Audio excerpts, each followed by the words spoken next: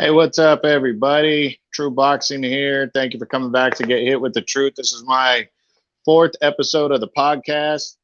I'm trying to update it a little bit more and more as we keep going, do some new things.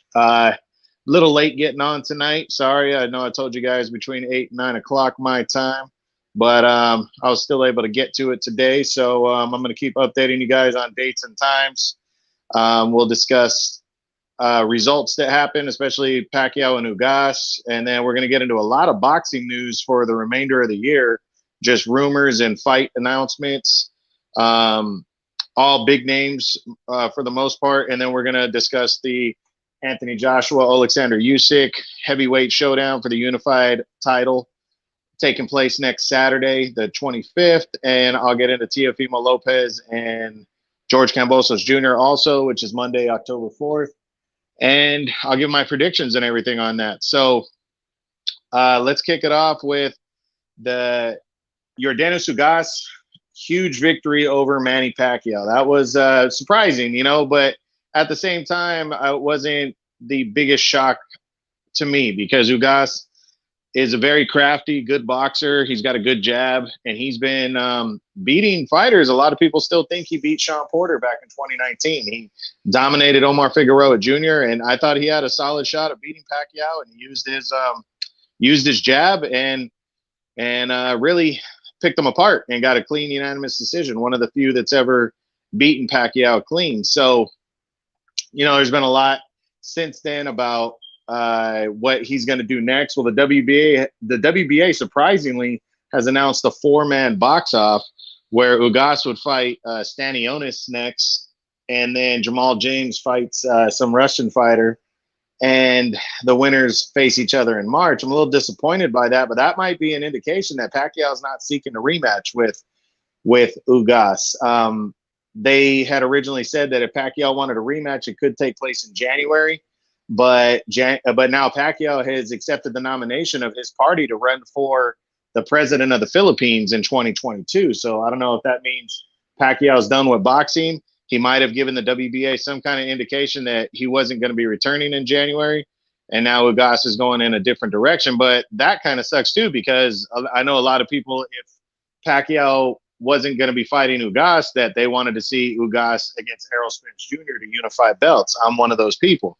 But the WBA, I applaud them for trying to get, all the titles down to just one champion in each division instead of all the regular champion and interim champion bullshit they were doing for the longest time. And I'm glad that they're doing this. Really glad that they're doing this. So, we might have to wait on Ugas getting a crack at Errol Spence Jr. till later on next year, but at least the WBA is clearing up their stuff. Sad day, though, for Manny Pacquiao if he has retired. I'd like to see him come back and fight again. I still think Pacquiao can compete on a high level. He can always come back and use the excuse that he hadn't fought in 2 years, which was legit. He's a 42, 43-year-old fighter, and he took the fight on short notice. He can use all those, and it would be legitimate. All he has to do is come back and try to leave no doubt. But that's up in the air right now. Congratulations to Yordenis Ugas. And, he's really made his splash in the sport now, and his name's going to be around until he retires now when he beat a guy like Manny. So that was a nice win. The question that's been going around, though, on the Facebook page that I follow and a lot is, who's the greater fighter? Is it locked in that Mayweather's better than Pacquiao now all time? And I'm going to answer that question quick. Now, first off, I did a whole 3-part series on my YouTube channel about why Mayweather is either the greatest or not the greatest, why Pacquiao is either the greatest or not the greatest, and then who's better all time between the two. But the truth is, guys, as much as I can't stand Mayweather, all time, you can compare their credentials to each other and it's going to be close. But the fact that Mayweather beat Pacquiao convincingly, that settles the argument right there. He beat him straight up. And people are going to say, well, they didn't fight in their prime. Okay, well, I'm gonna call bullshit on that too, because at the time they unified 3 of the 4 belts in the welterweight division. They were the top 2 welterweights in the world. And Mayweather was older than Pacquiao. Mayweather's was 38 and Pacquiao was 36 when they fought. So, okay, they didn't fight when they were 4 or 5 years younger than that. But I'll tell you, I'm going to really hurt a lot of Pacquiao fans and let you know Mayweather would have beat his ass the same way 4 or 5 years before that. It's just styles make fights, and Mayweather's got a better style than Pacquiao. He's got a counter-punching style, and Pacquiao has always struggled with that. And I'll still say, you know, you compare the counter-punchers. Pacquiao always struggled against Juan Manuel Marquez. 4 fights they fought against each other, and he always struggled against him. Well, Marquez fought Mayweather, who's another classic counterpuncher, and Mayweather beat the shit out of Marquez when they fought. So this whole argument that, you know, Pacquiao 4 or 5 years before would have beat Mayweather, I'm sorry, it's just that would never happen. Their styles are just different, and Mayweather's too smart. So I just want to settle that one, but go check out the videos if you want more in-depth on that whole saga between Mayweather and Pacquiao. So some other results that have taken place since the last podcast. We had Mauricio Lara and Josh Warrington's rematch on DAZN, which took place September 4th. And we had a disappointing ending. After 2 good rounds, Warrington pretty much came out and outworked Lara in the first round, and then Lara started catching him with his big shots in the second round. It was a good fight to start, but a cut got opened up because Warrington kept lowering his head, and he was raising his head. I don't know if it was intentional or not, but he caught Lara quite a few times, busted open a pretty bad cut over his eye, and Lara could not continue. And that led to the fight being stopped because of the headbutt, which makes it a no contest. So we didn't get a clear-cut winner. And now what I'm hearing is the third fight's likely going to happen between the two, but because Warrington didn't get cut or anything like that, he's probably going to take a fight in between. Maybe that's a good thing. Maybe Warrington needs to go get some confidence and beat somebody else. But I'll be honest with you, stylistically, I just saw in that second round that Lara started landing those big shots on Warrington, and Warrington, because of his style, cannot avoid Mauricio Lara's shots as much as he would like to. And I really think Mauricio Lara is going to lay out Josh Warrington if they fight again a third time. But, you know, at least we can look forward to that. But it was disappointing because I know a lot of people were looking forward to that rematch between the two. On the undercard, you had undefeated Conor Benn. He went out and beat veteran Adrian Granados. That was a pretty nice win for Ben. It was a one-sided fight. He showed that he is a welterweight on the rise, and he's thrown his name into the hat in the most deep division in boxing. So it was a good, solid victory. It was the biggest of his career, and I'm looking forward to seeing what he does next. Now on September 10th, Oscar Valdez took on Robson Conceição, and he got I thought a wider than should have been scored decision victory. And he got busted up in the process because Conceição was landing some pretty good shots on him. But that wasn't the story surrounding the fight. It was him testing positive for performance-enhancing drugs a week and a half, 2 weeks before the fight, and then being let off the hook by both the WBC and the governing body. The state governing body allowed him to continue with the fight. So there's a lot of controversy surrounding this, and it's sad because that black cloud just circles over the fight, and people are going to question how good he really is. He came out after not being a huge power puncher, especially since he became a world champion at featherweight. He moves up to super featherweight, gets 1 or 2 fights in, and then he takes on the best fighter of the last few years, and Miguel Berchelt, and absolutely beats the shit out of him and knocks him out cold earlier this year. And then he tests positive heading into his next fight. So that kind of makes you wonder it does make you question things, and I can't blame people for questioning it. But his thing now is just moving forward. Valdez just needs to make sure all his tests are clean. He's going to get randomly tested now. Make sure all his tests are clean and just keep moving forward and fighting the best. He said after the fight he wants the winner of Herring and Shakur Stevenson. We're going to see, because I'm really looking forward to that fight taking place. We'll get to that in a little bit. But sad day for Oscar Valdez with the drug testing. That really puts a cloud over him following the biggest victory of his career and a potential candidate for knockout of the year and upset of the year over Miguel Berchelt back in February. Gabriel Flores. I want to mention Gabriel Flores, a kid from Stockton, which is not too far from me. I'm about an hour 15 minutes away from Stockton. And, he was an exciting guy on the rise, prospect. undefeated. He took on some guy named Lopez, some little known guy named Lopez, and he got his ass beat for 10 rounds. He lost the first fight of his career. I just want to mention him, though, because this guy went out the way anybody should go out. He didn't make any excuses. He said he talked shit because he believed he could win the fight, and the other guy was just a better man. I wish more guys would say that when they lose a fight. It's classy. It goes a long way. If you end up having an injury or having surgery, you can mention that later on, or the week after or something, but don't do it in the ring. Give props to the guy that beat you. Don't make excuses. I had to give it up for Gabriel Flores from Stockton for doing that. And, I just wanted to mention that over here on my podcast. So now we're going to get into quite a bit of news, a lot of big names.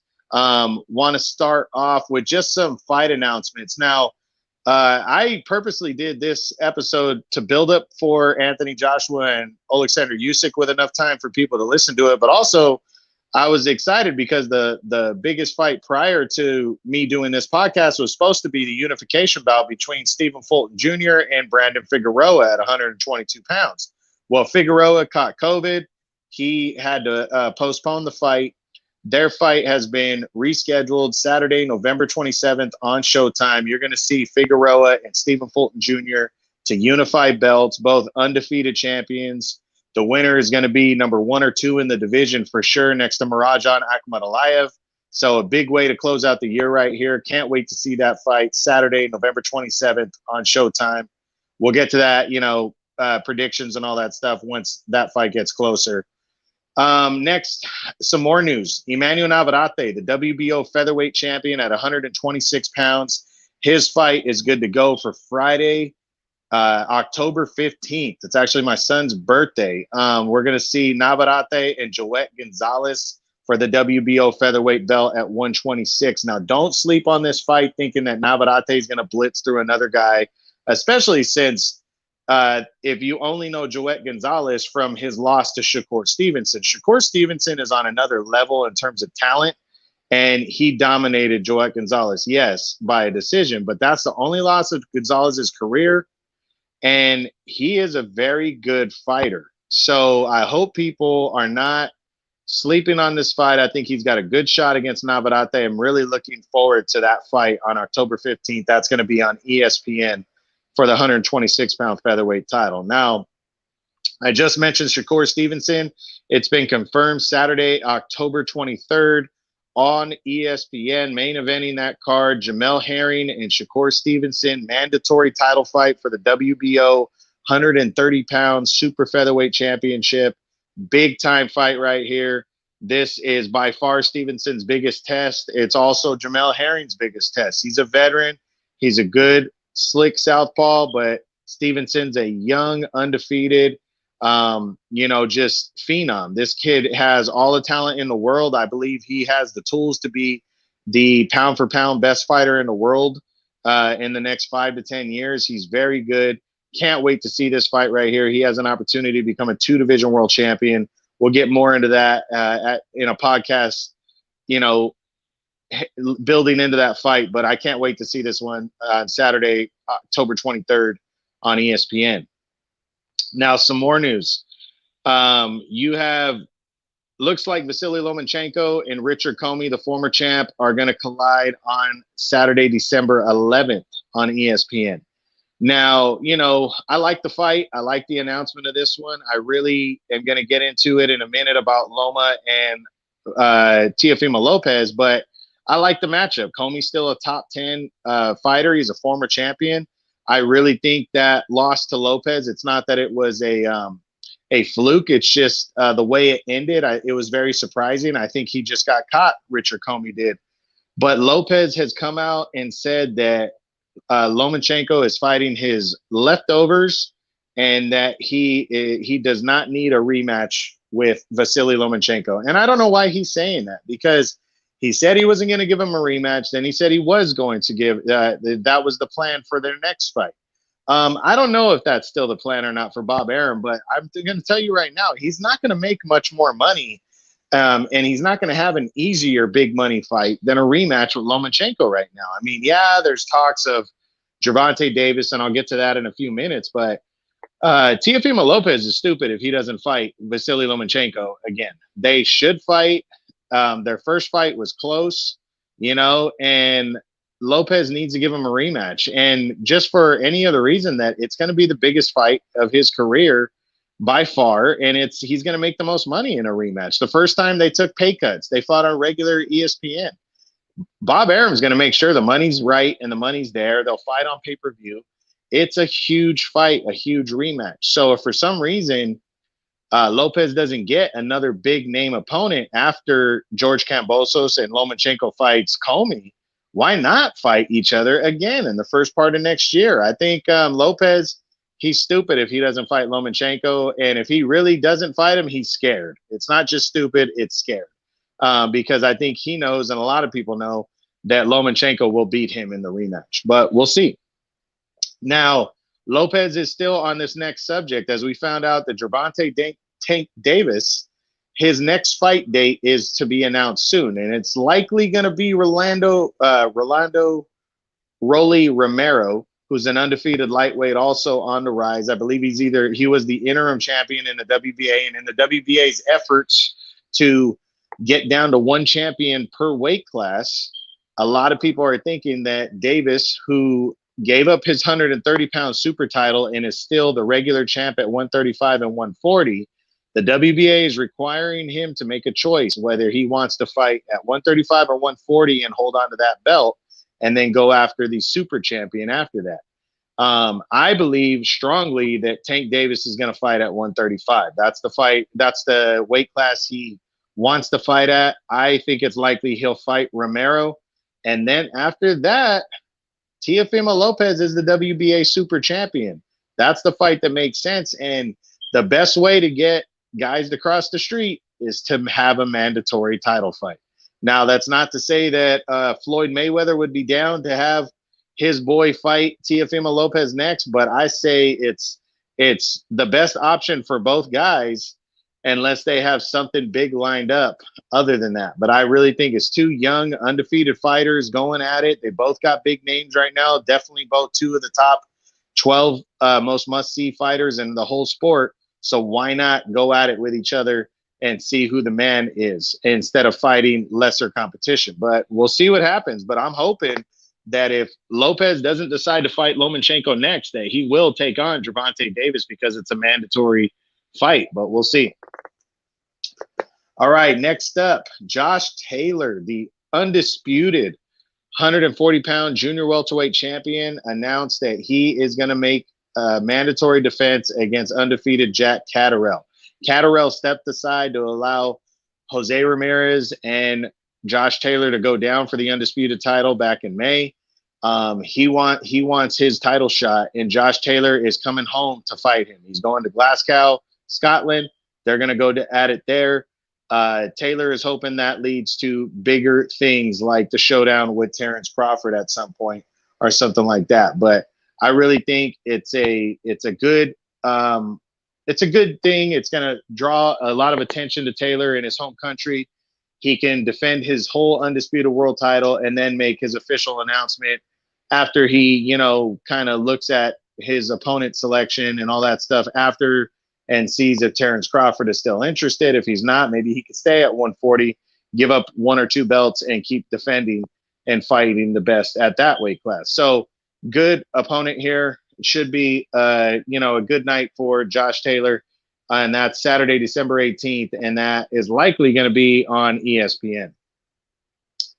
Okay, so I'll get back to the other big fights in a minute. But Mikey Garcia, he's making his return to the ring on Saturday, October 16th. He's actually going to be fighting close to me in Fresno, California. He's taking on Sandor Martin. Yes, that guy. Nobody knows who he is. Even I haven't heard of that guy. But I'm going to defend Mikey because there's a lot of people that are knocking Mikey Garcia right now for not fighting Regis Prograis. I mentioned that I think it was on my second podcast, that Mikey and Regis Prograis were talking to each other for a fight in October. That fight hasn't happened. I'm going to defend Mikey a little bit here.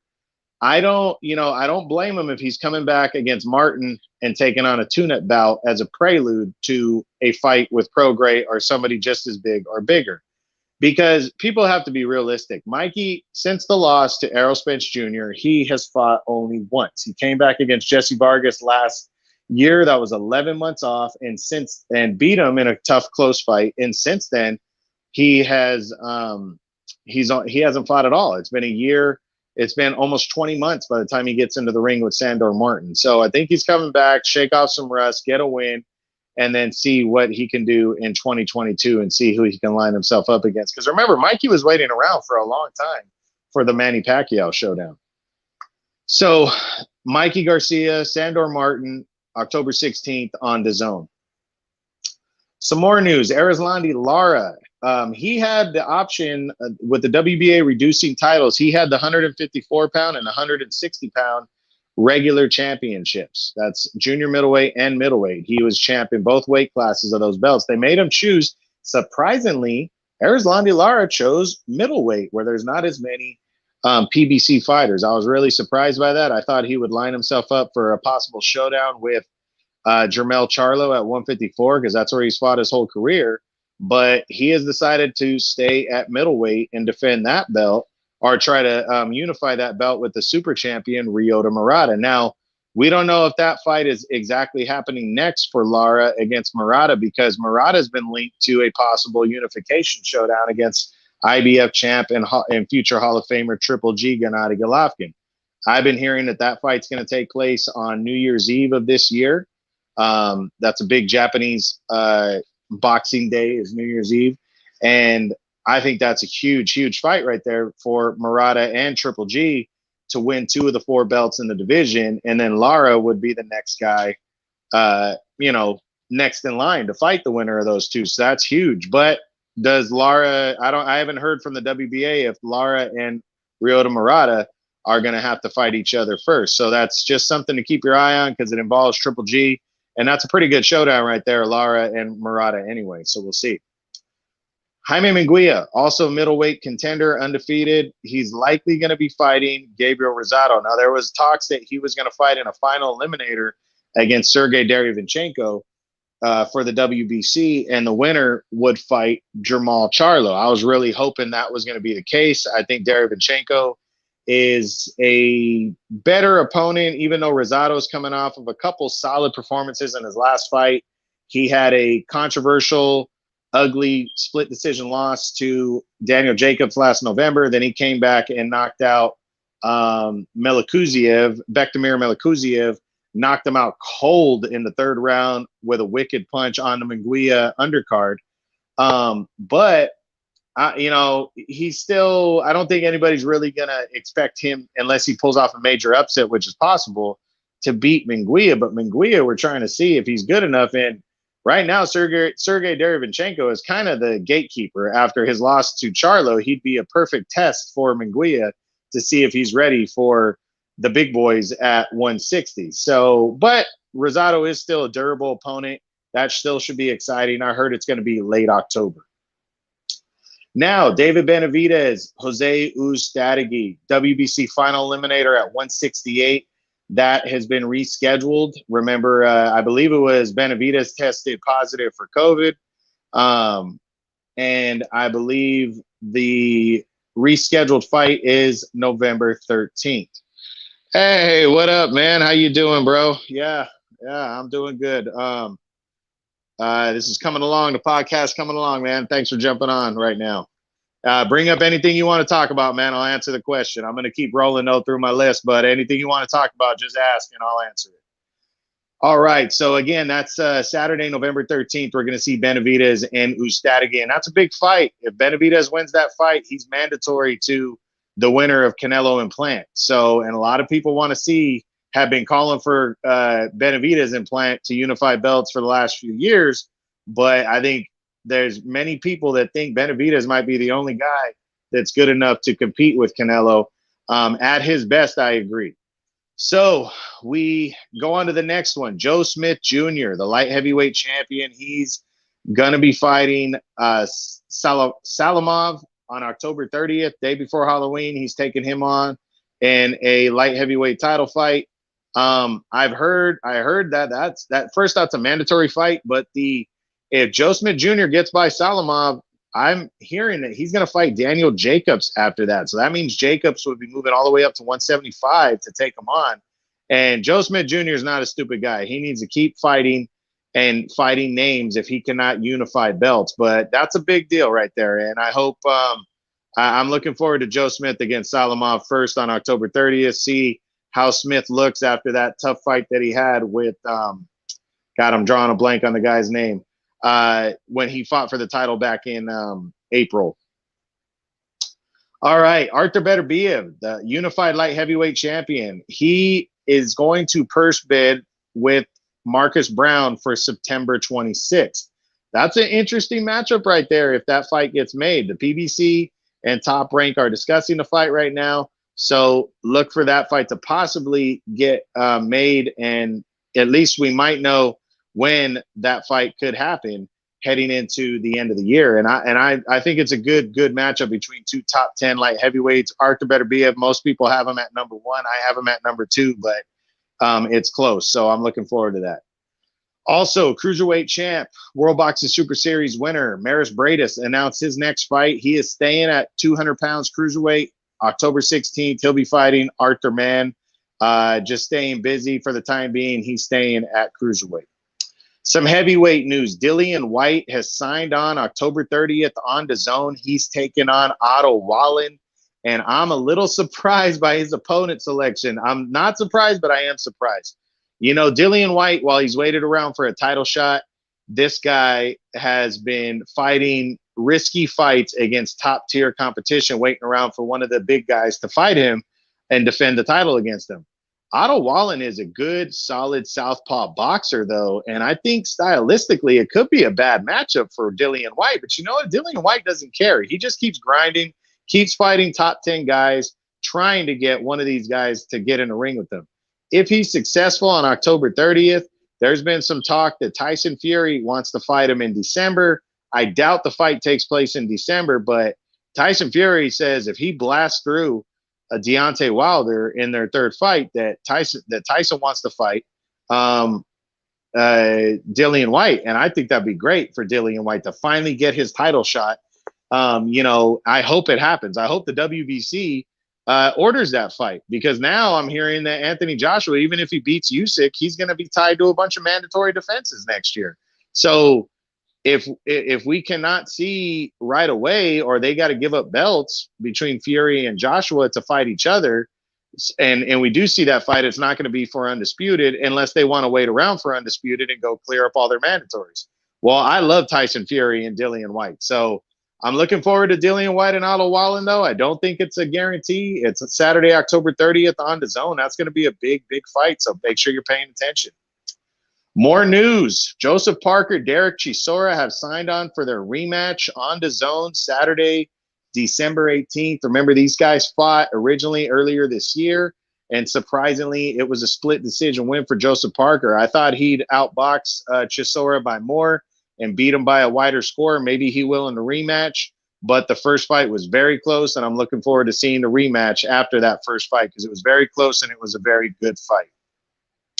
And now some of the bigger fights. Now, first off, don't forget, I'm going to break. I've already released my breakdown video on this next one, but do not forget that Tyson Fury, Deontay Wilder 3 is coming up on October 9th, and I can't wait for that third fight. It's going to be big. These two guys are just, you know, it's basically a crossroads fight. Tyson Fury needs to keep his momentum rolling ahead of a possible showdown with Anthony Joshua that everybody wants to see, possibly for Undisputed. And Deontay Wilder is trying to get some redemption and win his belt back and prove that he is still the biggest threat in the heavyweight division. So we'll see. But I'm really looking forward to their third fight, Saturday, October 9th. Again, I will break this. I will give my prediction, which I've already given if you go watch my breakdown video on my YouTube channel. But if you guys want to wait around, my next podcast is going to be the main fight that we're looking forward to is going to be this one, and that's just a couple weeks away. Also, second biggest fight that's been announced since the last podcast, Terrence Bud Crawford, Sean Porter. the WBO Welterweight Championship of the World, November 20th. I cannot wait for this fight. It's a fight I've been looking forward to Crawford getting. Porter is considered to be the toughest dog at 147 in terms of a guy that just wants to fight. He's a consummate grinder. He comes right at you. He's fearless. And Crawford has been waiting around for his premier opposition, his premier opponent. And it is definitely going to be Shawn Porter. It's the biggest fight of Crawford's career. I think he's ready. I think he's excited. And I can't wait to see these two guys lock it up. I'm very, very excited. Saturday, November 20th, ESPN pay-per-view. You guys do not want to miss it. Just make sure you pay attention and don't sleep on that one. That's going to be a great, great fight. And it's making a lot of news, and both these guys deserve a huge fight like this, and I'm pretty excited for it. And then now the last bit of news is featuring our pound-for-pound number one fighter in the world, Canelo Alvarez. He made it official. Okay, great fight. Bud wins by decision, in your opinion. You might be surprised by my prediction, but I definitely think that's going to be a lot of people's opinion right there, that Crawford wins by a decision. But I wouldn't be surprised. I wouldn't be surprised if that fight, this is just a sneak peek to my breakdown video that I'm going to do about a month before the fight, as I always do. But I really would not be surprised if Crawford stopped Shawn Porter. But I know a lot of people are going to be like, whoa, but I really believe that's possible. And when I do my breakdown, I'll tell you why. But yeah, I can't wait either, man. That's a really big fight. But back to Canelo versus Caleb Plant, the undisputed super middleweight championship of the world, Saturday, November 6th, Showtime pay-per-view.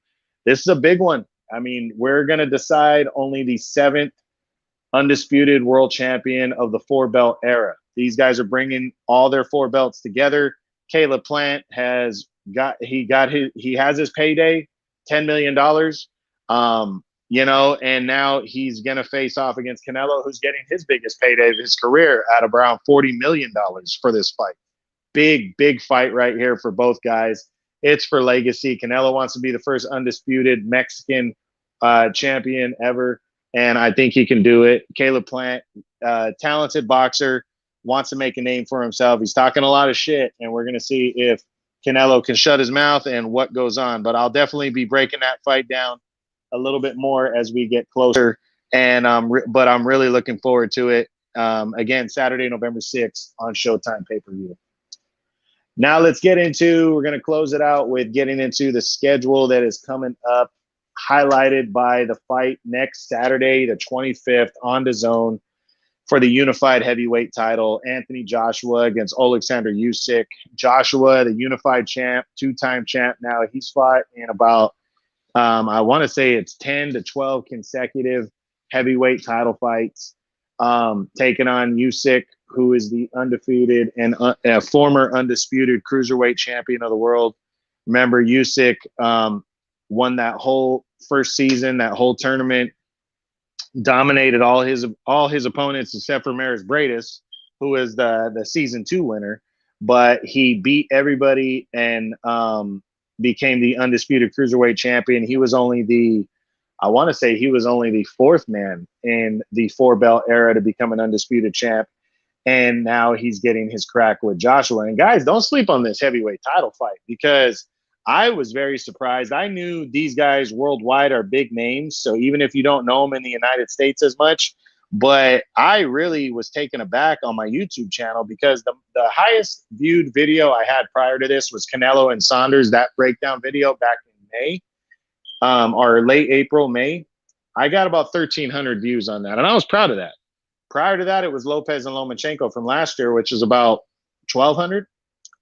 I am currently at 3,400 views. I've almost tripled my amount, and I think by the time the fight happens next Saturday, I think I'm gonna triple my highest viewership. This is a huge fight worldwide, guys. It's a mandatory fight, but Usyk is a former Olympic gold medalist, and he's undefeated. He's never tasted defeat, and he's won some big, big fights, and he's a former undisputed champ. So, it is going to be a very, very good fight. So don't sleep on Joshua and Usyk.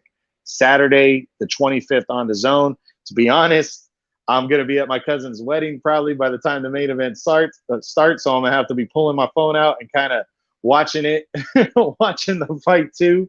But one way or the other, make sure you're checking that fight out. It's going to be good. And the undercard's good. Lawrence Okoli, the undefeated cruiserweight champion, he just captured the belt back in March, knocked out Krzysztof Glowacki, the former two-time champion. He laid him out. He's making his first defense against an undefeated fighter named Prasovic.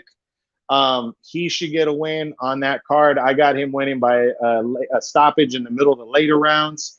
And then the other fight on the undercard that I think is going to be really good and worth watching, Callum Smith, the former World Boxing Super Series winner in Season 1, former world champion at 168, lone defeat to Canelo last December, has been completely written off, and it's sad because Callum Smith was the #1 fighter at 168 for over 2 years. He totally dominated, or he totally knocked out the #1 guy in the Super Series and in the division in George Groves, and nobody wanted to fight him after that. So he fought Canelo. He was the #1 super middleweight in the world. Canelo whipped his ass, but Canelo's also is the pound for pound king of boxing right now. Canelo's supposed to whip people's ass. So just because you don't know Callum Smith that well doesn't mean he wasn't a truly great fighter, because he is. And this guy, you know, he comes from the Smith boxing family. The Smiths, 4 brothers, all professionals, have been fighting for years. Well, Callum Smith is making his debut at 175 on the undercard. He's moving up to light heavyweight, and he's taking on veteran, former world title challenger Lenin Castillo. Castillo just in 2019 went 12 rounds with Dimitri Bivol, my #1 light heavyweight in the world. He lost that fight, but he kept fighting all the way down to the wire. I think Callum Smith is going to get a decision win over Lenin Castillo in his debut at 175, but don't count out Castillo. It's going to be a good undercard right here. But my prediction on the main event, Joshua and Usyk, I got to say I'm going Anthony Joshua by a knockout, middle to later rounds. But I wouldn't be surprised if it ends early. And to be honest, I wouldn't be surprised if Usyk pulls off the upset too, by either knockout or by a decision. Don't sleep on this fight. It's going to be good. Saturday, September 25th on the Zone. It really is 2 premier talented fighters, and you guys should all be excited. Other fights that are coming up before my next podcast, I'm doing it 2 weeks from now. My next podcast is going to be taking place on October 3rd. And I know I've been doing it about every month, but yeah, it can go either way, man. It's going to be a good fight, man. It really is, between Usyk and Joshua. Thanks, bro. But I'm going to be doing, before a big fight, I'm going to be doing a podcast. That's just what I'm doing going forward. That way people can listen to what's been going on and build up for the next one. This one's taking place this weekend. I'm doing it the Sunday prior to the October 3rd, prior to the Tyson Fury Deontay Wilder 3rd fight, because I'm really excited about that one. But that's going to be episode 5 when we do that. And, you know, so the fights prior to that are coming up on the Zone on October 1st, you got Chris Eubank Jr. makes his return, taking on some guy named Sven Elber. Eubank might be soon getting in line to fight an eliminator, possibly against Sergey Derevyanchenko, to face off against Jamal Charlo. We don't know if Eubank's going to fight at 168 or 160 with all the talking shit and never getting in the ring that Eubank does. We really don't know, but I'm looking forward to seeing Eubank back in action. He is a good fighter. I just wish he would fight more and fight top tier competition, but I'm kind of used to him not doing that now. So anyways, that's October 1st on the Zone. And then I think Eubank's going to get a victory there, hopefully a knockout.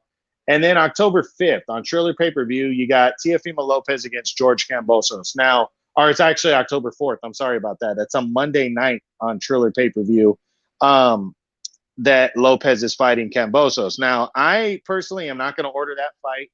And I know my podcast is taking place the day before that fight, but most people don't hear my podcast until after. You can get on my podcast live. When I give you the time, you guys can jump on while the podcast is going on.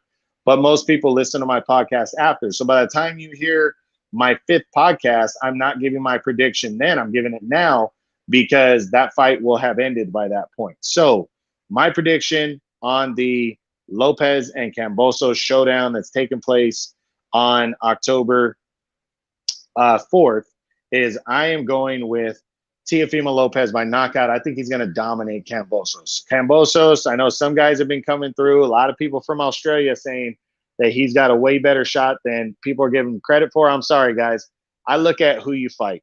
And Kambosos hasn't fought anybody prior to Lee Selby, and Lee Selby was a soft punching former featherweight champion. He wasn't a big puncher at featherweight. He's moved all the way up to lightweight now, where he is really not a big puncher.